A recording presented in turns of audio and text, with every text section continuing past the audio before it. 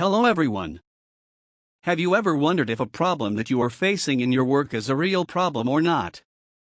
Fishbone or Ishikawa diagram is a visual tool that is used to generate the root causes of a specific outcome. What does this mean?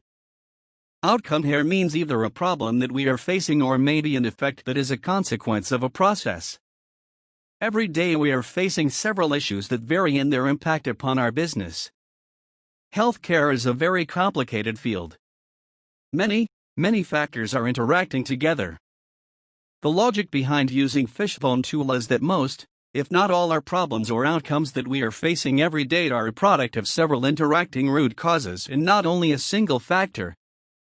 So, when you face a problem, you should go deep enough to understand and treat the root causes behind this problem. Otherwise, it will persist as a mystery. It will pop up from time to time because you have never cut its roots. How far we should go deep into this analysis? We have two rules here. First rule, we should balance between going deep enough to the root causes and keeping the level of details manageable. In other words, we should not go deep to very tiny details. We should not go deep to unrealistic details. Second rule, do not rush and pick the first interesting cause as the top factor. Be patient to finish the exercise appropriately. As you can see, for every complex problem, there is an answer that is clear, simple, and wrong. Never rush in picking up the first cause you encountered during your analysis. Now let us have a look on the fishbone diagram. How does it look like? As you can see, the fishbone diagram is composed mainly of three parts: the head, groups of causes, and causes and causes. The first part is the head of the diagram is represented by the problem or the effect that we are interested in studying. We inserted at the head of the diagram major groups of causes, or the categories of causes. As you can see, these are the big titles under which we brainstorm what are the probable causes of the problem. The third and last item is the causes and subcases. These are the small tranches stemming from the major groups of causes. We may have primary causes, those are the causes that are directly stemming from the major groups of causes. We may have secondary causes or even tertiary causes. And we will see this in more details later in this video. Now let us see how to brainstorm categories of causes. In a previous video in this course we have discussed how to define a problem, so we will not repeat this now. Now, let's focus on how to agree on the major groups of causes. Indeed, there is no standard at all for how many groups should be there or the nature of these groups. However, we can consider these major groups of causes as the main chunks for brainstorming causes and subcases under them. To make things simpler, there are two common templates that are used by different teams for brainstorming major groups of causes. These two templates are the 6N and 6P templates. Both templates are acronyms for 6 groups of probable groups of causes for different problems. However, each team could develop their own structure as per analysis of the problem. You can simply brainstorm for your own major group of causes, as we will see later with an example. Now, let us have a look on the 6M template. As you can see, it is a very simple template. The problem is still on the head of the diagram. We have 6 major groups of causes. Each of them is starting with an M letter: manpower, machine methods, materials, Mother Nature, and management. Although it is not mandatory to use this template or these 6 groups for brainstorming your major groups of causes. However, they could help in starting that exercise. You may use 3, 4, 5, or all of them, or may even 7 groups, if you like. It is up to the discretion of the team and according to structure of the problem. A second template is the 6P template. As you can see, the problem is on the head of the diagram. There are 6 major groups of causes, but this time each one of them is starting with a P letter.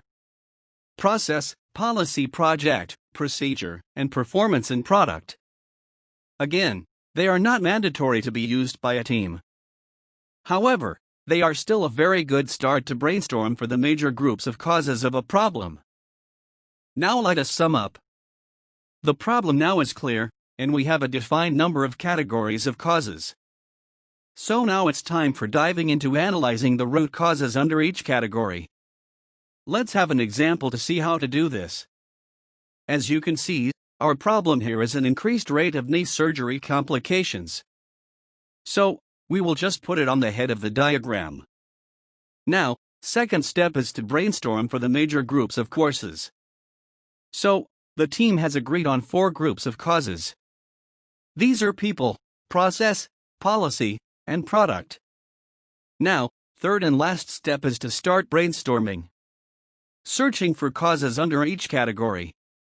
Let's start with the people category. Ask yourself, what are the probable causes for increasing rate of knee surgery complications that are related to people? People might refer to staff, patients, or even their relatives. Any probable cause that is related to people. So, let us say that we consider lack of training as a probable cause under this category. This is stemming directly from the main branch, that is why we call it a primary cause. Going further with the same cause, lack of training, we think that the cause itself is a result from reduced budget training.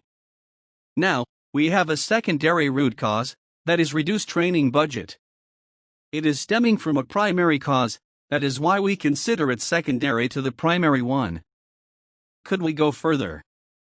Let us do it.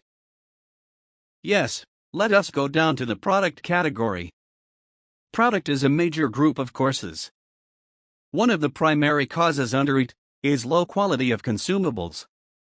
This is a primary cause stemming from the main branch. However, assume that we think that this is not the end. There is another clear reason causing low quality of consumables. What is it? Change of suppliers. Now, we have a secondary cause. However, we are not still convinced that is the end of the story, so we asked another why. Why did we change the supplier? Because of low-cost strategy. Aha! Now, we got something different.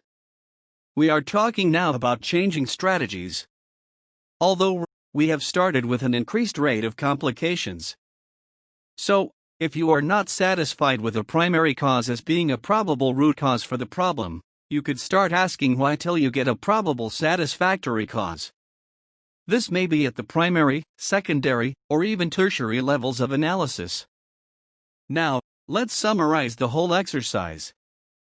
The fishbone diagram is a simple tool for diving into the root causes of a problem. The diagram is composed of 3 main parts. The head of the diagram, that is the effect or outcome of the problem. Second, are major groups of causes. These are the main categories or the big titles that we brainstorm for the causes and sub-causes under them. Third and last, the causes and their sub-causes which may end up at the primary, secondary, or even tertiary levels of analysis. Important notes to keep in mind while doing the exercise. Clearly define your problem. What are we searching for exactly? Number 2. You can use one of the common templates, 6M or 6P template for setting up your major groups of causes, or you can, alternatively, brainstorm your own major groups of causes according to the structure of the problem. Third and last is brainstorming for the causes and causes under each major group of causes. Usually we do this by asking one of the common questions like what caused this or why did this happen. You still can keep asking why for causes and sub-causes until you get down to a satisfactory cause. Satisfactory here means reaching a cause that is probable of being a root cause for the problem that we are interested in. Later in this course, we will see how to prioritize our root causes to start acting on them. Because, of course, when you finish this exercise, you might expect several root causes. Practically, you could not work on them together. Therefore, there should be another tool to help us to prioritize which causes to start with first. Please, do not forget to check the attached exercise sheets to support your knowledge about the Fishbone tool. See you in the next video.